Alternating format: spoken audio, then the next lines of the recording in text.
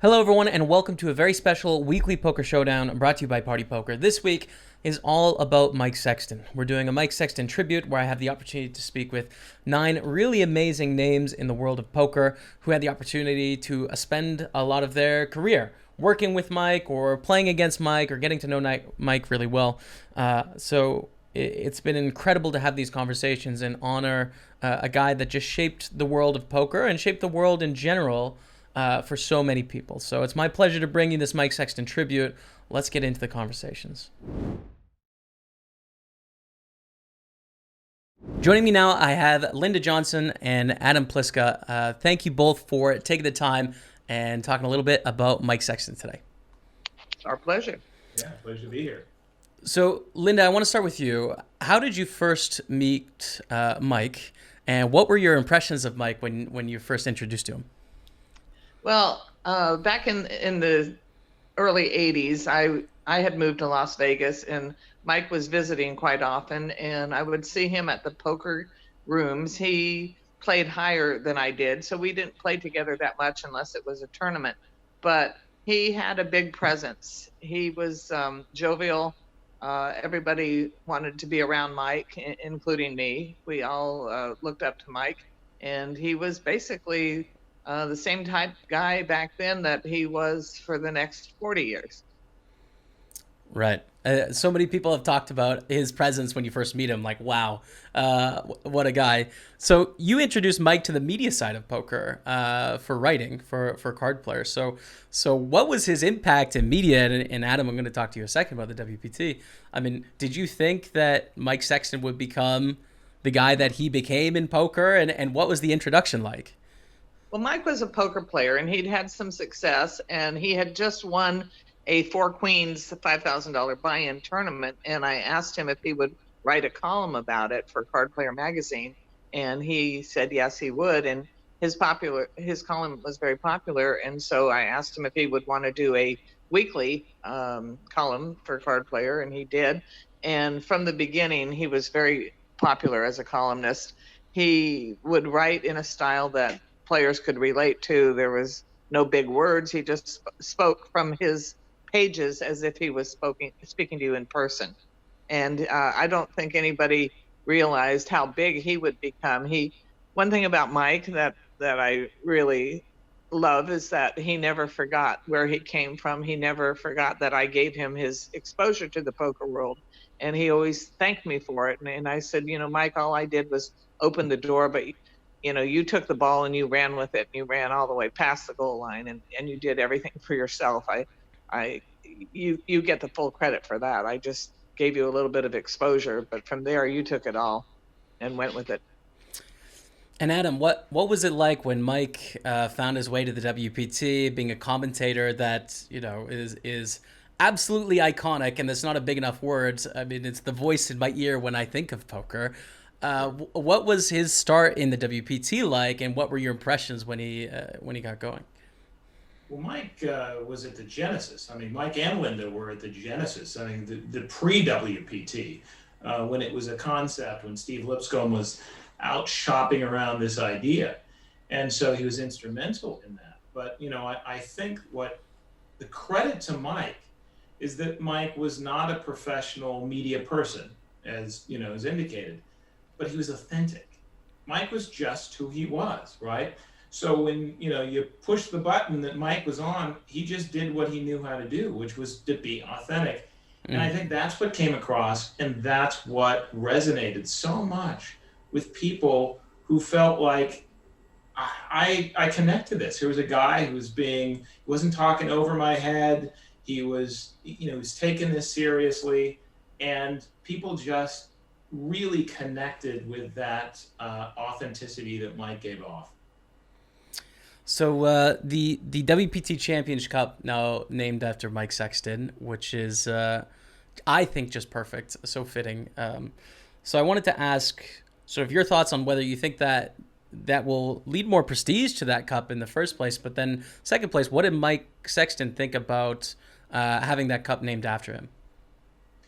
Well, first of all, the Champions Club itself was elevated for many years because of Mike Sexton. I mean, Mike and Matt Savage were such advocates about making sure that this was a distinctive group and to get in. And the idea that Mike actually made it in to the Champions Club made it that much better. So you could not have written a script that was greater than that. The guy wins his own championship. You know, he gives his winning belt to his son. And, you know, for years, we talked about, you know, probably 10 years, we talked about the idea that Mike Sexton's name should eventually be on the cup. It was a little awkward when he's still working. You know, he had a very long career with us, 15 years. And it's a little, you don't want to seem too self-serving. Well, as he returned to work with Party, and ironically, World Poker Tour and Party began to work together. It's like the world was coming back, and it just seems so fitting. And when I called to tell Mike, I got to tell you, Mike was not an overly emotional guy, right? I mean, you didn't see that because he was not much into dramatics. And it was the one time, he was one of the times that I did see him, and where I could tell he was very touched and he was very moved, because he had brought the distinction so much to what it meant to be a WPT champion. He was a WPT champion. The Tournament of Champions was Mike Sexton. So look, we have we're under no illusion. This is going to be, people are going to be referring this to the Sexton Cup, and it will mean to anyone who is in that Champions Cup, who's already has their name on that Champions Cup, or anyone who's getting it thereafter, that much more. Those people who get their name associated with Mike Sexton have a certain distinction and honor that they can be proud of. Absolutely. Linda, I want to ask you Mike's contribution to poker media and the game of poker. What do you think the poker world will take away from his contribution and the person that he was, and what do you think he did to help move the game forward? Well, he set the example of how a poker player should behave. Back in the 80s and the early 90s, it was not like it is today as far as the atmosphere in a poker room. First of all, people were smoking, but people were angry, and they didn't treat each other well. And Mike never went for that. Back in the 80s, there was a lot of dealer abuse, and Mike was the one high limit player, along with Chip Reese, I would think, that were kind to the dealers, and they would kind of, when they were in the game, I think they had a little bit of a calming influence, and it was a little bit easier for the dealers because Mike just really didn't misbehave at the table. So he certainly helped elevate the status of poker in that respect. And as far as the media goes, Mike was always available to the media. In 40 years, I never heard Mike say, "I'm too tired for an interview," even though he was tired. He would always welcome any interview. He would welcome any fan to come up and say hello to him. He had media people over to his house to do interviews. I remember Robbie Stravinsky said he invited me to his house for an interview, and he said nobody knew who I was, and here I was invited to Mike Sexton's house. But that's who Mike was. He always had time to elevate the game of poker, and he understood that it took personality and it took friendliness to make that happen. Thank you so much, Linda and Adam, for taking the time today. It was a pleasure to hear your stories about Mike. I really appreciate it. Well, thank you. Thanks so much, Jaime. Joining me on the podcast, I have Freddie and Bruno. Thank you both very much for taking the time and talking about Mike Sexton today. So, Bruno, I'm going to start with you. How did you first meet Mike Sexton, and what was your impressions of the guy? What did you think when you first met him? Well, hello, Jaime. Thank you for calling me about Mike. great friend. We know each other for a long time, and seriously, I was thinking about that, and I don't remember exactly when I met him. But it was such a long time, so long, you know. I mean, actually, we used to be a lot together in the late 90s. You know, I started the Aviation Club of France poker club in '95, and you know, like few years later, Mike used to come to Paris very often, spend a lot of time playing cash game. He loved the games at the club. He loved all the mixed game and dealer's choice game. So I don't exactly remember if we met and start talking together and being friends at this time, or if it was maybe a little bit before, like beginning of the 90s when I used to go to Las Vegas. But it's around like mid 90s. And I mean, the guy was always so nice and smiling, always having a good word. And I love the way he says, like, it's fantastic, because I know it's the same word in French and English. So he was always like clapping his hand and saying, let's go and let's play. And I mean, the guy was like really fun. I mean, you can be friends with that guy. It's just amazing. Yeah. So That's great. It was in mid 90s, probably. Yeah. Right. And Freddie, how about you? What was your introduction to Mike Sexton, and what were your thoughts when you first met him? Well, it's just like Bruno said, you know, I don't remember exactly when we met, but I know it was long time ago, at least 30 years ago, if not 34, 35, maybe, you know, in the 86, 87 at the World Series. But the first thing we ever did together, and we went out, I don't know, we're playing in a poker game, or we both in the final table of a tournament. I can't remember what was the occasion, and we decided to go out about 1 in the morning. That I never forget. The reason is because he danced so good. I could not believe it. I mean, even now when I see Dancing with the Stars or somebody dancing on TV with a woman or something, I remember when he was dancing at the bar. We went to a country music bar. I mean, he looked so good dancing with the girl at that time. I couldn't believe he can dance that good, you know? Yeah, He was great, you know, he was a great dancer. And also, yeah. yeah, I couldn't believe it. He's got a great personality, and I've never ever seen him in my life mad about anybody on the poker table. And he's always smiling. Oh my God, these games are so good. About Paris, you know? Yeah. I mean, you play with him in Paris, right? Oh yeah, we went out a few times too. Play all together, right? Yeah, we went out a few times in Paris. Yeah. Every time I see him, he's Freddie, these games are so good, man. That's why we're here, Mike. Yes, you're right.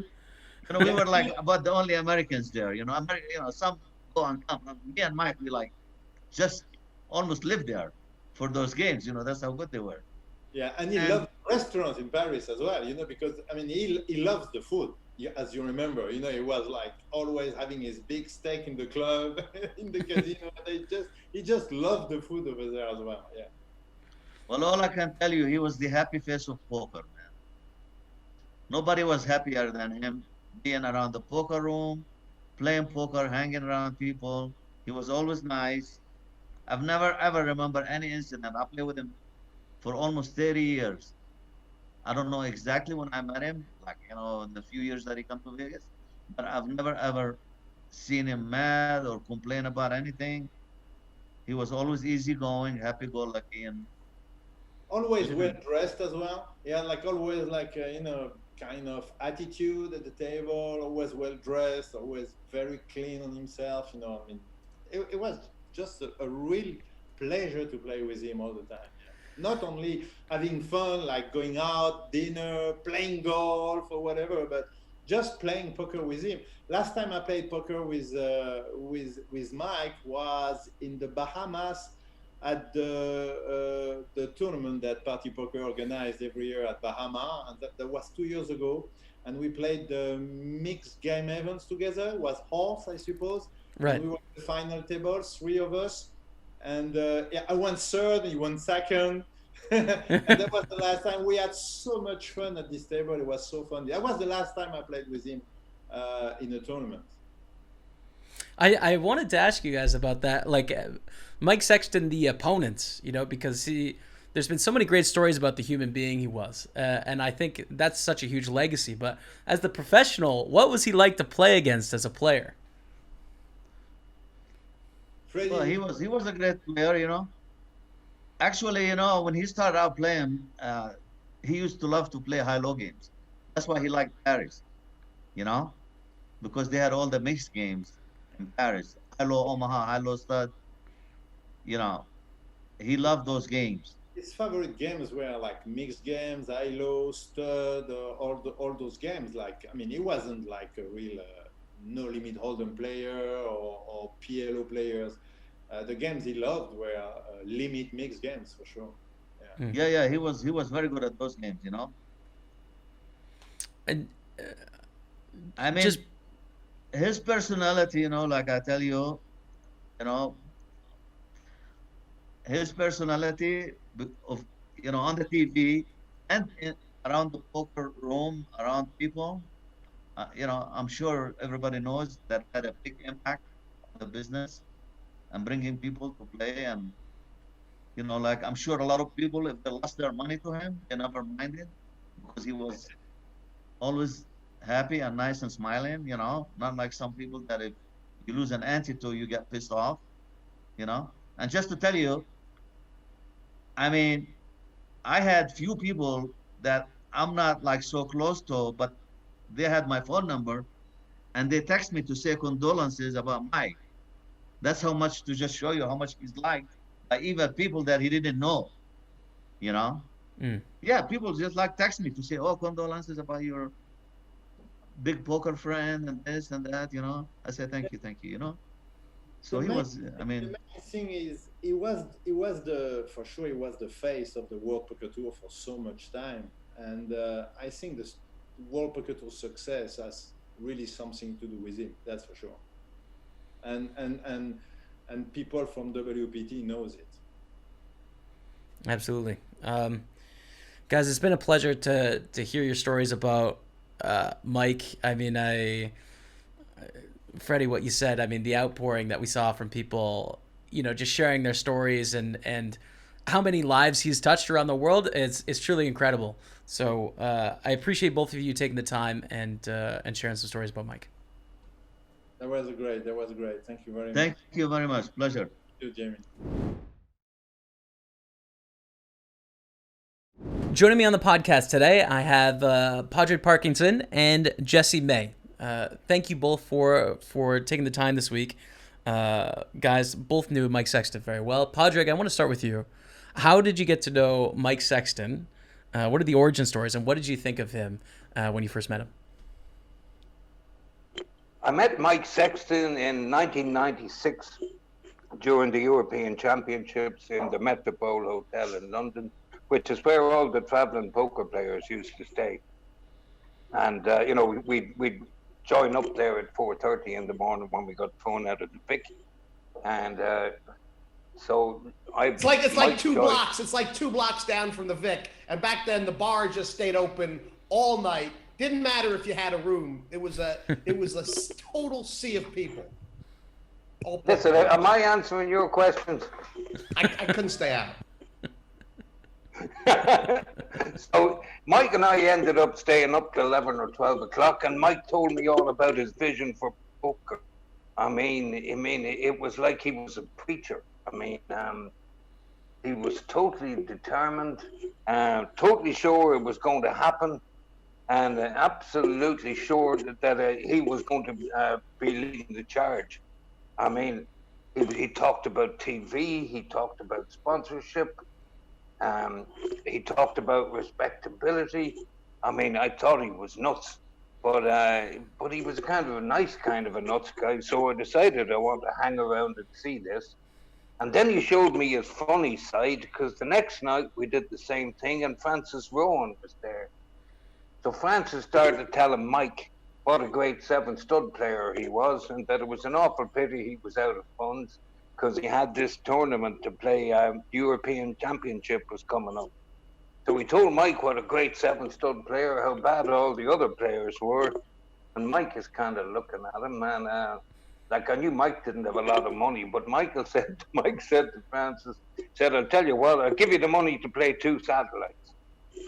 And Francis just looked at Mike and he said, why 2? Sure, of course I'm going to win the first one. And Mike just clapped his hands in a way I've seen him do 1,000 times over the years when he found something very funny. And he just burst out laughing, and I decided, God, if this man is going on a journey, I'm going to be in the front row watching what happens. Jesse, how about your meeting Mike origin stories, and then perhaps if you have a favorite story over the years, spending time with him? I mean, I kind of met him. I was aware of Mike, obviously, for years and his reputation as growing poker before I met him. But I also, my first memories of him are at the Metropole Bar. It wouldn't have been that year, a couple of years later, maybe around 2000, and him just telling stories at the bar. I mean, now, Mike is and was an absolutely legendary storyteller. He loved it, and I love good storytellers. He would tell Stu Unger stories were the best, and I mean, I think I'm not gonna tell you now, but I would just be glued. I think most of Mike's Stu Unger stories ended up in Nolan Dow's book, which is a great book. But I remember Mike that year in the Metropolitan, and I remember that that was the year when he was kind of handing out these flyers that said party poker on them, and we were just sitting there thinking, oh, Mike, what are you doing? This is this is not. Who is this? What is this outfit? We're just sitting there shaking our heads at the Metropole. But yeah, I mean, and then Mike started coming over, obviously, to Europe more often once the WPT got going, and for me, he just became quickly a legend, because he would come over to Europe and do some commentary in some of the party poker events there. And, it was like, who am I? I'm a guy compared to Mike. I couldn't play poker, and I basically, was a pale shadow of a commentator. And Mike was like the most generous guy. I was outmatched everywhere. And he would just be the most generous guy in the world, Such a pleasure. He would let you lead. He was totally into it, just loved it. And he was my kind of commentator, like in that, you didn't have to say to him, are we going to be hard on the pros? Yeah. Are we going to absolutely, be generous and root for all the amateurs? Yeah. Are we going to look for all the poker talent? Yeah. Mike, like he loved, he adored poker talent, which is why he loves Stu Unger, and he would just, get these huge smiles on his face when a guy would pull a move. It was so pure, that was Mike. He loved it. I wanted to ask you guys, he's so well respected by industry and player alike, decade to decade to decade. The young guys, the old guys, everyone has respect for him. So why is that? Why does he get so much respect from 20-year-olds and 70-year-old plus people that play poker? Mike had an amazing ability to treat everybody alike. I mean, it didn't matter if you were poker royalty or you were the online qualifier or you were the guy that was parking the cars. Mike would show you the utmost respect and talk to you. And Mike spent years building brand Mike. I mean, maybe not on purpose, but that's what happened. I mean, he became the guy that everybody loved, because he never looked on somebody like they were just hired help or they weren't very good poker players. He treated everyone alike, and people came to love him. Yeah, he had so much respect for the game. I mean, he always would show up in a suit and tie. Why? Because he loved the game, and he loved people who loved the game. He would sit there and he loved to play. He loved to watch it. He loved to talk about it. I mean, my very first memory of him was just standing on the rail in Amsterdam at the Master Classics, and I must have been like 2000 or something. We were watching Paring and some other guys play. We just couldn't get away from the rail. It's just, I mean, it just had to be there. Absolutely. I'm pretty sure every young poker player has done the Vance, impersonation. Everyone talks to their friends, trying to get that Mike Sexton voice out there. At least that was my background in poker anyways. So we've talked about after I met him for the first couple times, I went out and bought the WPT bottle opener because there was the Mike Sexton bottle opener, and every time you open the bottle, it said bing bang boom, what a flop. Yeah, yes, absolutely. That's pretty sick. I looked for it today. I obviously wanted to have it here. It's somewhere. What about Mike Sexton, the poker player? How good of a player was Mike in his prime? Mike was a much better poker player than he was rated in his prime, simply because he was a degenerate sports bettor. So the fact that Mike was broke an awful lot of the time maybe took away from people's respect for him. But I mean, if you separated his sports betting from his poker results, you'd get an amazing result. And he was, but like as time went on, people forgot all about that or didn't know about it. But Mike, I mean, he won one WSOP bracelet. I know I was on the rail at least twice when he finished second. So he could have had a much more respectable haul. But I mean, he did pull off two of the greatest feats. One was to win the Tournament of Champions, where he played Negriano for 7 hours heads up. 7 hours against Negriano. I mean, it was the battle of the two greatest poker ambassadors, and Mike won. He won $1 million and donated $500,000 of it straight away to 5 different veterans charities. I mean, that tells you all you need to know about Mike. So, I mean, I was absolutely thrilled. I was talking to him shortly after he won the WPT title in Canada. I mean, because it was long overdue, and there was nobody ever happier to win that award.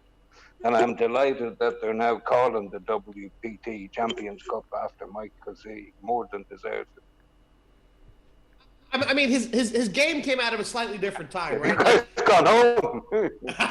I mean, he at one point he cashed a main event, 5 times in a row, right? In I think the 90s, right? Now back then, like first of all, it was tough to cash a main event. You had to get top 25, but second of all, that was from a time where if you didn't cash the tournament, you weren't playing the next day, and maybe not the next month. So right. It was the games, and obviously, like the way poker games have developed now, it's totally different. But the game had developed a little bit differently in tournament poker right then, and I mean, you had to make sure you cashed in the main event. And Mike was, he was very. I think he was obviously, in my opinion, totally underrated because then later on you saw he won the WPT, the Tournament of Champions.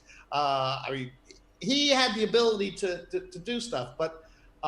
I think he was as big a poker fan as he was a player, if you know what I mean. And in that, he loved the great players. They're not just the guys who were the winners, but the guys who just had that absolute raw talent. He would always be talking about him. I remember one time he came over, he was just raving about this guy, Timoshenko, who had just won the WPT finals. There was Timoshenko was this kid. And this guy's gonna be great. This guy, you should have seen what this kid did. He had that. And he can do it. Guys, thanks so much for taking the time. I could talk to you all day about Mike Sexton's stories. I got a bunch more guests on this podcast to get to, but such an inspiring guy, and I appreciate you guys taking the time to share some stories.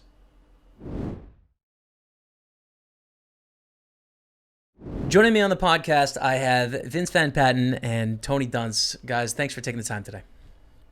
Of course. So we're talking Mike Sexton today. I heard some amazing stories so far on the podcast. Vince, I'll start with you. When did you first meet Mike Sexton, commentating beside him for many years? But take me back to the beginning. When did you meet him, and what were your thoughts when you first met him? Okay, it was actually, I think it was 1990, the World Series main event at Binion's. And I was playing a big cash game the night before, and this guy came up with his big bifocals, and it was sat down, he had a suit on and everything, and it was Mike Sexton. And he had a different air about him. He looked people in the eye, and he looked at me, he says, are you Lance Van Patten? I said, yeah. He goes, well, pleasure to meet you. I've seen you on the tennis tour and blah, blah, blah.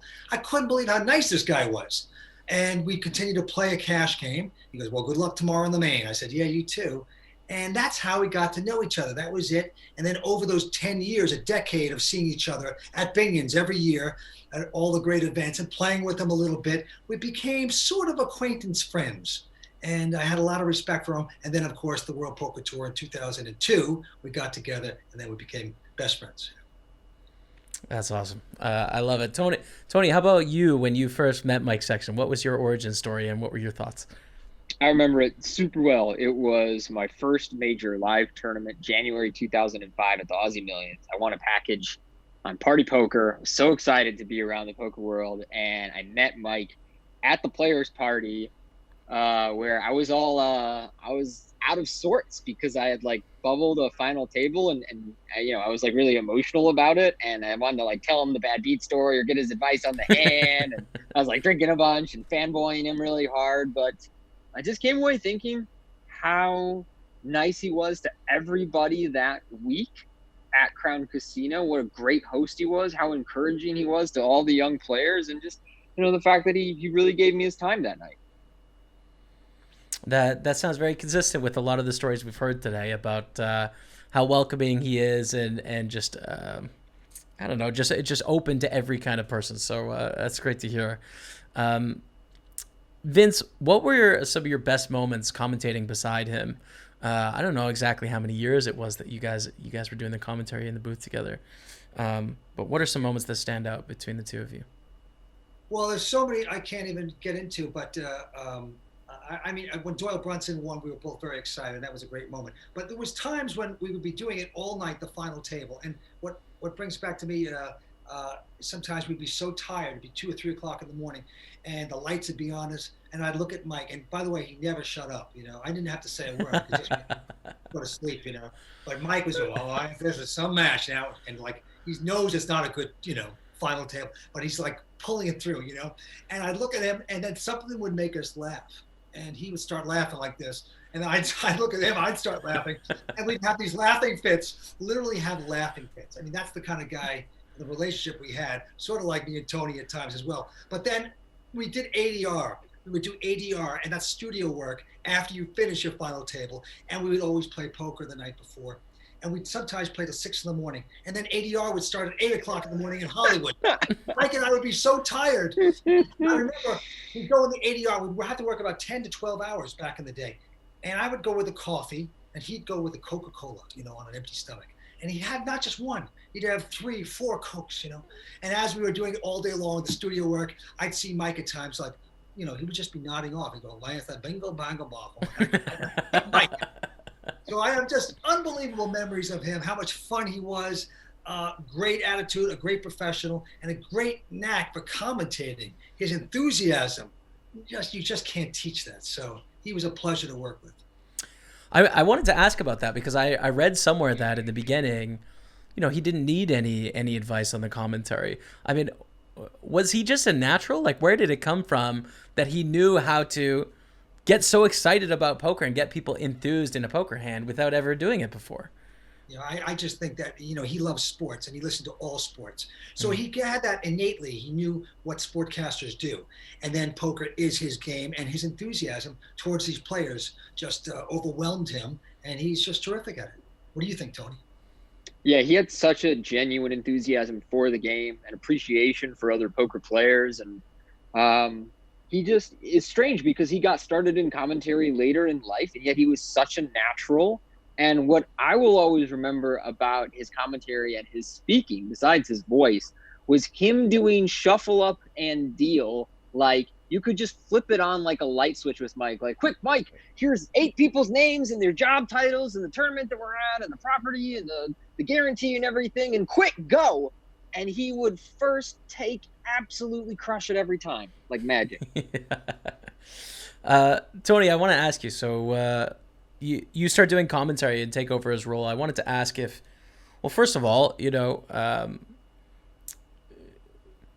What are your thoughts about taking over that role? Obviously, it's big shoes to fill. So how do you feel about that responsibility? And then second, did he give you any advice or any thoughts in regards to how you should approach poker commentary?